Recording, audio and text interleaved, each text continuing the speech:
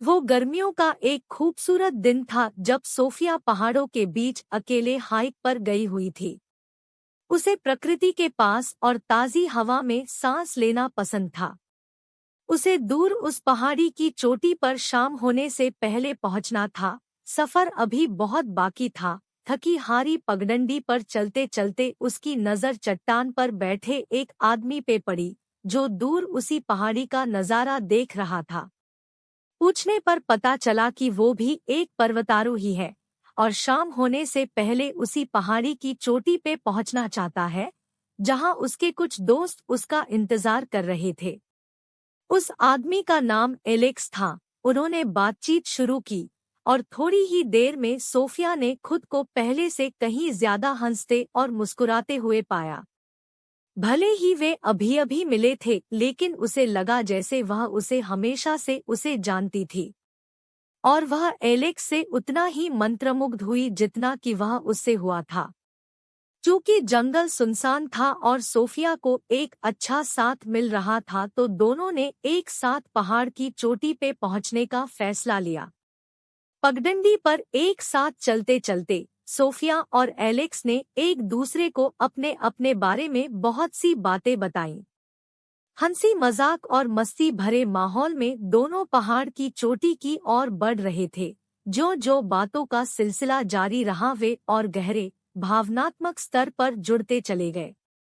Sophia को लगा जैसे उसे कोई मिल गया है जो उसे सही मायने में समझता है। तभी अचानक बातों ही बातों में सोफिया का पैर फिसला और वो खाई में गिर गई। बिना अपनी जान की परवाह किए एलेक्स भी सोफिया को बचाने खाई में कूद गया। घंटों की मशक्कत के बाद आखिर सोफिया उसे मिल ही गई। शाम हो चुकी थी, चोटी अब बहुत दूर थी। सोफिया का पैर टूट चुका था और वो एक कदम भी चल नहीं सकती थी। अब वो दोनों बीच जंगल में फंस चुके थे। ना वो पीछे जा सकते थे, ना वो आगे जा सकते थे। रात होने को थी और दोनों के पास खाना और पानी खत्म हो चुका था।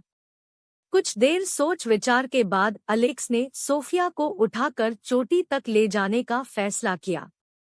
सोफिया जानती थी कि चढ़ाई अकेले के लिए भी मुश्किल थी, तो एलेक्स उसका वजन कैसे चढ़ेगा। इसलिए उसने एलेक्स को मना किया और उसे वही छोड़ के नीचे गांव से मदद लाने को कहा। एलेक्स इस बियाबान जंगल में सोफिया को छोड़कर जाने को बिल्कुल राजी नहीं हुआ, बल्कि सोफिया को पीठ पे ही लाद के ले जाने का ही अंतिम फैसला किया। चूंकि दोनों ही भूखे प्यासे और थके हुए थे, एलेक्स ने बड़ी मुश्किलों से सोफिया को पीठ पर लादा चोटी की ओर चल दिया। एलेक्स थोड़ी ही देर में थक के चूर हो चुका था, पर उसने हार नहीं मानी और कुछ घंटों की अथक चढ़ाई के बाद एलेक्स ने सोफिया को चोटी तक पहुंचा ही दिया, जहां उसके दोस्त तुरंत हरकत में आए दोनों को मेडिकल चिकित्सा और खाना दिया।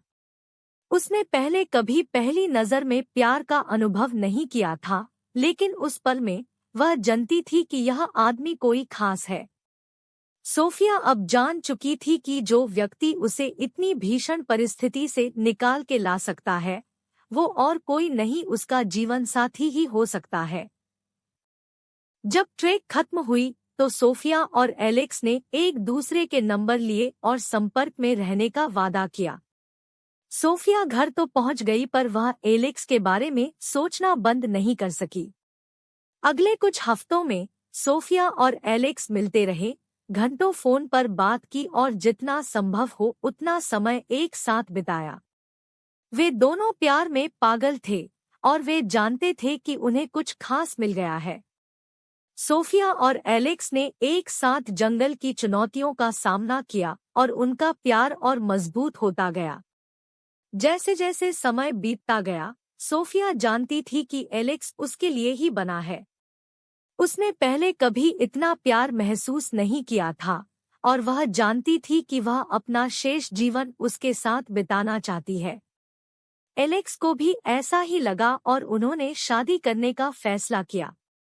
अपनी शादी के दिन सोफिया ने एलेक्स की आंखों में देखा और महसूस किया कि वह दुनिया की सबसे भाग्यशाली महिला थी।